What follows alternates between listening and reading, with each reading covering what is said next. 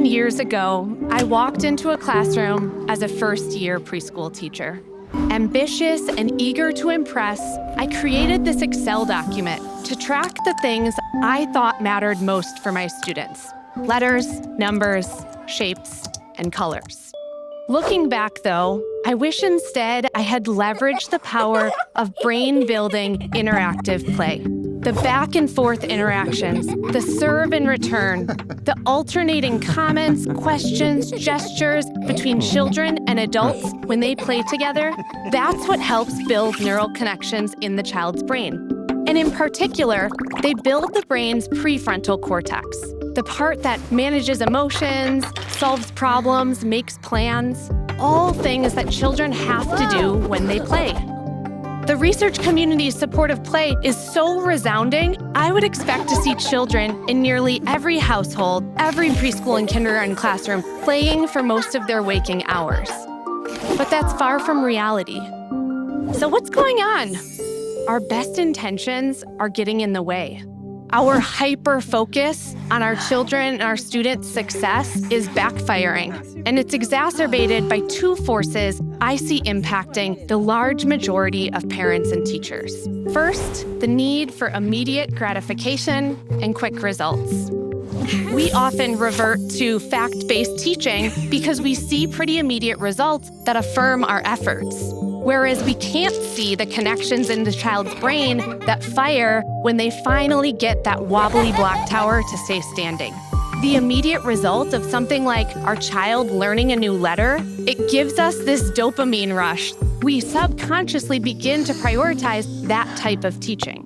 The second force I see negatively impacting play-based learning is that we, as grown-ups, parents, and teachers, just don't always like hearing that play-based learning might require some of us, because that means it will take time, energy, and skills that we don't think we have.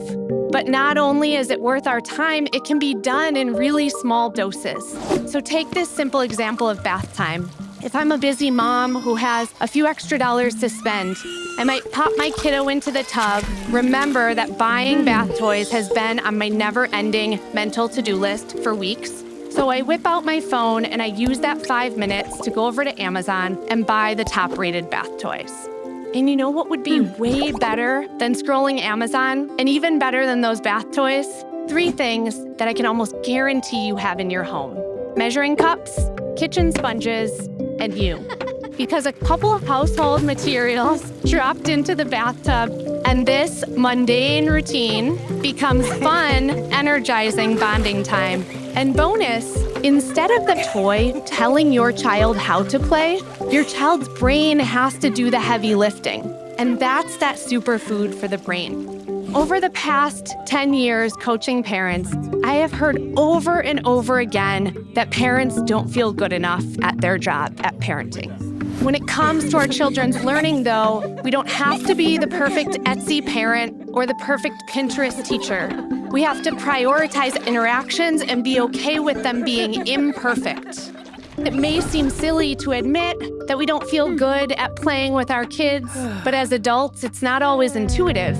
Sure, most of us played a lot when we were little. We'd tie the blankets around our neck and bound around the house like superheroes.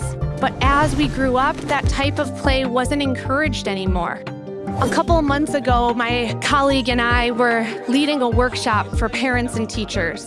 And we brought materials like shaving cream and plastic straws and buttons and pipe cleaners and just asked the parents and teachers to play, to create. Everyone froze. Then slowly but surely, people started to create. And by the end of the session, their faces were lighting up as they shared their creations with the rest of the group. It reminded me that as adults, we have to let go of our expectation that we get it right. You have the power to have an enormous impact on their brain development. You are helping build the network of neural connections that lay the foundation for all of their future learning. Education is the ultimate idea worth spreading. That's why we've launched InnovateTED, a program that helps educators develop their brightest ideas and share them with the world.